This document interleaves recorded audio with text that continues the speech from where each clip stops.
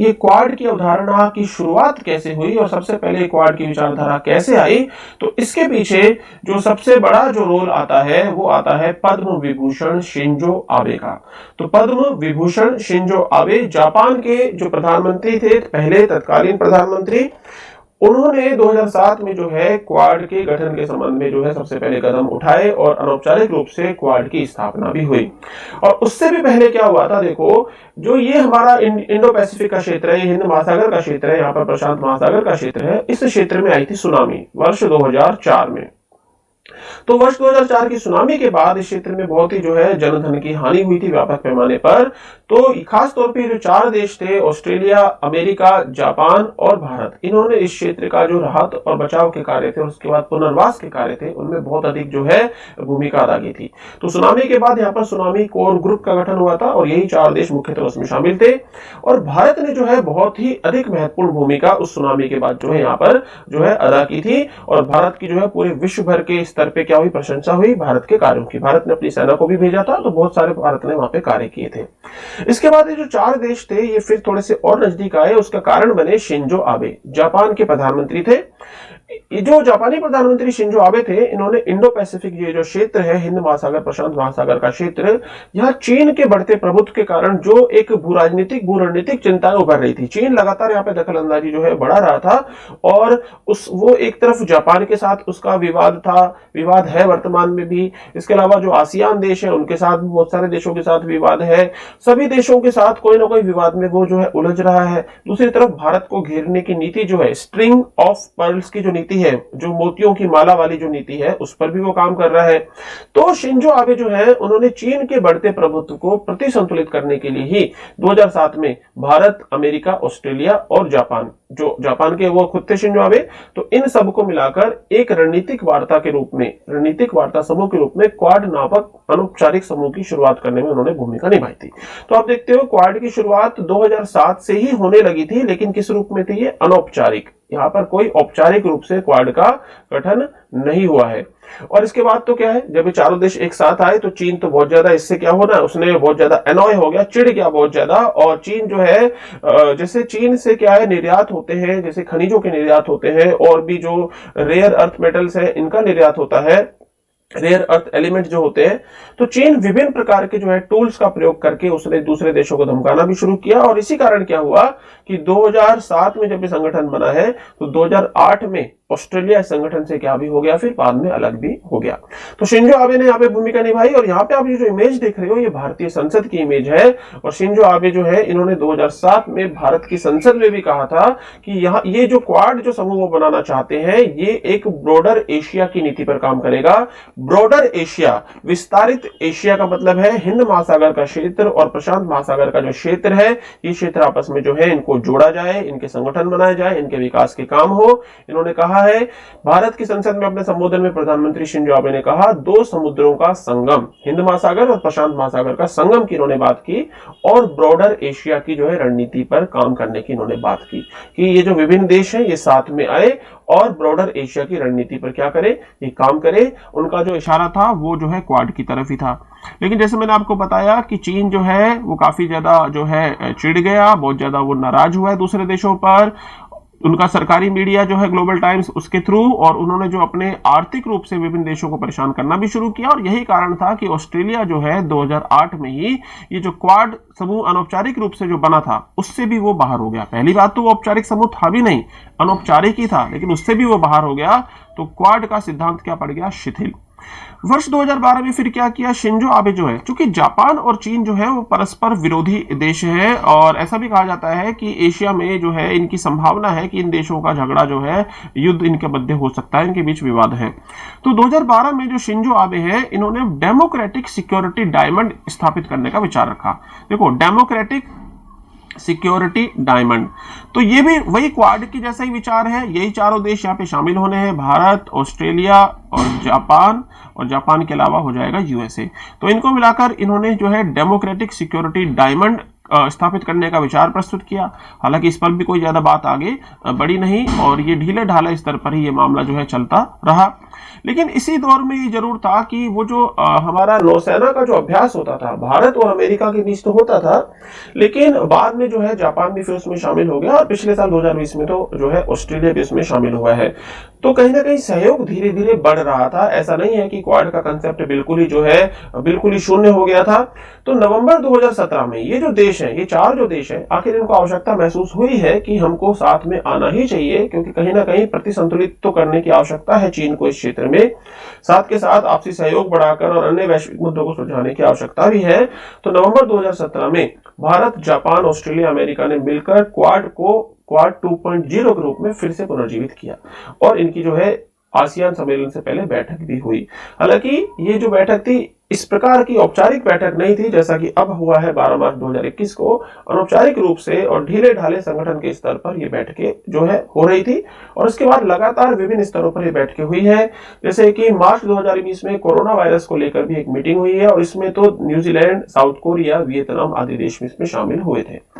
अब जब अमेरिका में नए राष्ट्रपति बने जो बिडेन, तो वो भी जो है चीन के काफी विरोधी हैं और उनको मालूम है चीन जो है विभिन्न प्रकार से अमेरिका के लिए तो वो प्रतिद्वंदी है ही, और एशिया में जो है चीन अपनी भूमिका को बढ़ाकर और कहीं ना कहीं एशिया को एक ध्रुवीय बनाना चाहता है कि एशिया में सबसे बड़ी शक्ति के रूप में वो उभरना चाहता है। अमेरिका ये कभी भी नहीं चाहता कि जो है एशिया में चीन ही एक शक्ति के रूप में उभर जाए। पूरा विश्व भी यही चाहता है, अमेरिका भी यही चाहता है कि बहुध्रुवीय व्यवस्था रहे। तो जो चीन को यदि प्रतिसंतुलित करना है तो भारत का मजबूत होना और बाकी देशों का जैसे जापान है, इन देशों का मजबूत होना भी वहां पर बहुत ही जरूरी है।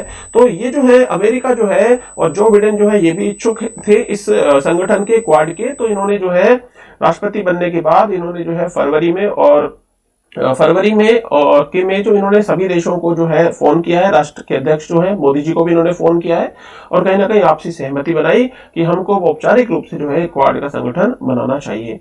और इसी सहमति के बाद ही जो है 12 मार्च 2021 को क्वाड का जो है पहला जो है औपचारिक शिखर सम्मेलन आयोजित हुआ। हालांकि वर्चुअल रूप से वो है जो है ऑनलाइन माध्यम से वो जो है सम्मेलन जो है आयोजित हुआ। अब यहाँ पर यदि हम डिस्कस करें आखिर में चीन क्यों परेशान रहता है, जैसे मैंने आपको बताया कि चीन जो है परेशान रहता है और वो अपने अखबार के माध्यम से बयानबाजी भी करता रहता है, क्लियर कट सीधे सीधे वो बयानबाजी करता है भारत, अमेरिका और बाकी देश के अगेंस्ट में। तो क्वाड की वजह से चीन परेशान रहता है और चीन इसे एक उभरता हुआ एशियाई नाटो के रूप में देखता है। देखो नाटो क्या है, NATO, North Atlantic Treaty Organization. NATO America के नेतृत्व वाला एक संगठन है जो कि द्वितीय विश्व युद्ध के बाद बना था और नाटो का एक सैन्य संगठन है। नाटो कैसा संगठन है? सैन्य संगठन। और रशिया के उस समय पर सोवियत संघ था वो, तो सोवियत संघ के अगेंस्ट बना था नाटो। नाटो के जितने भी सदस्य देश थे वो एक यूनिट के रूप में थे और यदि जो है सोवियत संघ किसी भी देश पर आक्रमण करेगा तो वो नाटो के सदस्य देश मिलकर जो है उससे निपटने का कार्य करेंगे। तो अब जो है चीन क्या कहता है कि जो नाटो है उसी का एशियाई संस्करण अब ये जो है अमेरिका बनाना चाहता है। तो एशियाई नाटो के रूप में उसने इसको बोला है, क्वाड के इस जो है संघ को। चीन को लगता है कि भारत, अमेरिका, ऑस्ट्रेलिया और जापान चारों देश मिलकर चीन के खिलाफ एक साजिश रच रहे हैं। इस समूह के गठन के बाद से ही चीन को शंका है, लगातार चीन जो है इसका विरोध कर रहा है, अपने अखबार में वो आर्टिकल छापता रहता है। लद्दाख में जिस समय पर भारत और चीन के बीच में तनाव चल रहा था उस समय पर भी चीन जो है लगातार भारत को विभिन्न प्रकार से धमकियां दे रहा था और क्वाड के संबंध में भी कह रहा था कि भारत क्वाड से दूर रहे और अपनी गुट निरपेक्षता की नीति का पालन करे। देखो भारत गुट निरपेक्ष देश रहा है और वो किसी भी खेमे में, ना तो अमेरिका के नेतृत्व वाले खेमे में सीधे सीधे शामिल हुआ है, ना ही वो किसी प्रकार से जो है रशिया वाले खेमे में, सोवियत संघ के खेमे में ही शामिल हुआ है। तटस्थता की नीति उसने अपनाई है। हालांकि देश की जो विभिन्न आवश्यकताएं हैं, राष्ट्रीय हित है, उनके अनुसार जो है वह विभिन्न देशों की सहायता लेने से भी नहीं चूका है। तो अब यदि भारत को ऐसा लगता है कि चीन को प्रतिसंतुलित करने के लिए अन्य देशों का सहयोग आवश्यक है तो भारत उस सहयोग की दिशा में आगे बढ़ रहा है। हालांकि भारत कभी भी सीधे सीधे सैन्यीकरण करने का पक्षधर नहीं है। भारत क्वाड का सैन्यीकरण करना नहीं चाहता, सैन्यीकरण का पक्षधर नहीं है। लेकिन दूसरी तरफ हम देखते हैं कि वो जो मालाबार जो हमारा नौसैनिक अभ्यास हो रहा है उस अभ्यास को भी आयोजित किया जाता है। तो कहीं ना कहीं अप्रत्यक्ष रूप से चीन को जो है संदेश दिया जाता है कि सभी देश एकजुट है और चीन को भी जो है अपनी सीमित दायरों में रहकर ही जो है कार्य करना चाहिए।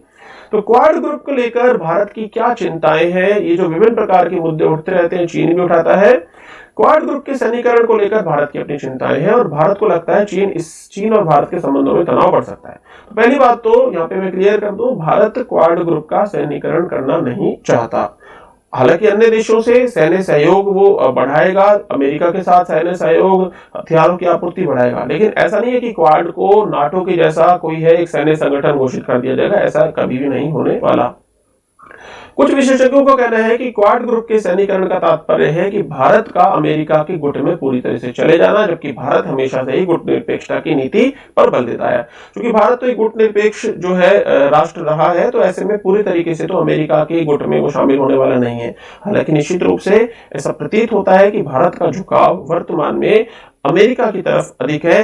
दूसरी तरफ रशिया जो है, पहले भारत का झुकाव रशिया की तरफ था, सोवियत संघ की तरफ था। सोवियत संघ हमेशा भारत का दोस्त रहा है, वर्तमान में भी है, लेकिन कहीं ना कहीं पिछले कुछ समय से रशिया का झुकाव भारत के बजाय पाकिस्तान के पक्ष में होता दिखाई देता है। जैसे उसने जो है कुछ मुद्दों पर पाकिस्तान के पक्ष में जो है उसने अपने निर्णय लिए हैं। तो वो भी ऐसा लगता है कि जिस प्रकार से भारत जो है यदि अमेरिका की तरफ यदि झुक रहा है, तो रशिया भी जो है कहीं ना कहीं पाकिस्तान के पक्ष में जा रहा है, और भारत के जो है भारत के प्रति थोड़ा सा उसके रुख में जो क्या आई है, थोड़ी सी दोस्ताना व्यवहार में थोड़ी सी कमी पिछले कुछ समय से देखने को मिली है। भारत एशिया में चीन को संतुलित करना चाहता है, लेकिन अमेरिका का मोहरा नहीं बनना चाहता। ये बिल्कुल सही बात है कि हम जो है हमारी एक स्वतंत्र हमारी विदेश नीति है, हम किसी भी देश के दबाव में तो अपनी विदेश नीति को चलाते नहीं है, और ऐसा कभी भी नहीं हो सकता कि भारत जो है अमेरिका जैसा कहे वैसा ही होगा, ऐसा नहीं है। हम अपने राष्ट्रीय हितों के अनुसार ही निर्णय लेते हैं। भारत को लगता है कि क्वाड ग्रुप के सैनिकरण से भारत की विदेश नीति की रणनीतिक स्वतंत्रता प्रभावित तो हो सकती है। यदि इसको सैनिकरण कर दिया जाएगा तो कहीं ना कहीं आगे स्ट्रेटेजिक लेवल पर भी भारत को फिर निर्णय लेने हैं, तो अन्य देशों के साथ सहयोग विचार विमर्श करना पड़ेगा। तो ऐसा तो भारत कभी भी चाहता ही नहीं है। भारत क्या चाहता है क्वाड के संबंध में? भारत के अनुसार ये जो हिंद प्रशांत का जो क्षेत्र है, ये खुला है, स्वतंत्र क्षेत्र है और समावेशी क्षेत्र है होगा सभी देशों के लिए। वो सभी पक्ष जो प्रगति और खुशहाली की दिशा में आगे बढ़ना चाहते हैं, उनको ये क्षेत्र स्वीकार करता है। सीधी सीधी बात करें कि यदि आप तरक्की चाहते हो, शांति चाहते हो, शांति स्थिरता चाहते हो, यहाँ पे कोई तनाव में वृद्धि नहीं करना चाहते, तो सभी का ये जो है खुले रूप से ये क्षेत्र स्वागत करता है, उनको स्वीकार करता है। भारत ने समावेशी शब्द को जोड़ा है। जो इंक्लूसिव वर्ड होता है, समावेशी मीनिंग होता है इंक्लूसिव। समावेशी का मतलब है कि सभी को साथ लेकर चलना। तो भारत की ने जो हिंद प्रशांत की जो नई परिभाषा दी है समावेशी शब्द को जोड़ के, वो हमारी वसुधैव कुटुंबकम की परिभाषा को ही जो है, हमारी जो एक शब्दावली हमेशा से है भारत की वसुधैव कुटुंबकम, उसी को ही वो आगे बढ़ाने के संबंध में है। भारत अपनी सकारात्मक सोच को लेकर हिंद प्रशांत में आगे बढ़ना चाहता है कि समावेशी विकास हो, सभी देशों की भागीदारी हो, शांतिपूर्ण और सहयोगात्मक रूप से हो। इस क्षेत्र में शांति और स्थिरता की स्थापना होनी चाहिए, और इसके साथ साथ भारत जो है अपनी जो एक्ट ईस्ट पॉलिसी है और क्वाड जैसे उपकरण है, इनका प्रयोग करेगा ताकि अपने राष्ट्रीय हितों को भी साधा जाए। तो भारत अपने राष्ट्रीय हितों को साधना चाहता है, उसके लिए ही भारत ने क्वाड में शामिल हुआ है। भारत अन्य देशों के साथ सहयोग भी कर रहा है, लेकिन भारत जो है एक सैन्य संगठन का सदस्य नहीं बनना चाहता इस रूप में जिस प्रकार से नाटो है, क्योंकि उससे जो है भारत की जो विदेश नीति है, भारत की जो निर्णय लेने की क्षमताएं हैं, उन पर जो है विपरीत असर पड़ सकता है। तो निश्चित रूप से हमारी सरकार बहुत ही सोचकर समझकर अच्छी तरीके से जो है इन जो है मुद्दों को हैंडल करती है। तो हमारी विदेश नीति जो है एक स्वतंत्र विदेश नीति रही है, और आगे भी ये ऐसे ही चलेगी। तो आज हमने जो है क्वाड क्या है इसके बारे में डिस्कस किया। तो आगे मिलते हैं नेक्स्ट वीडियो में किसी और इंफॉर्मेशन के साथ।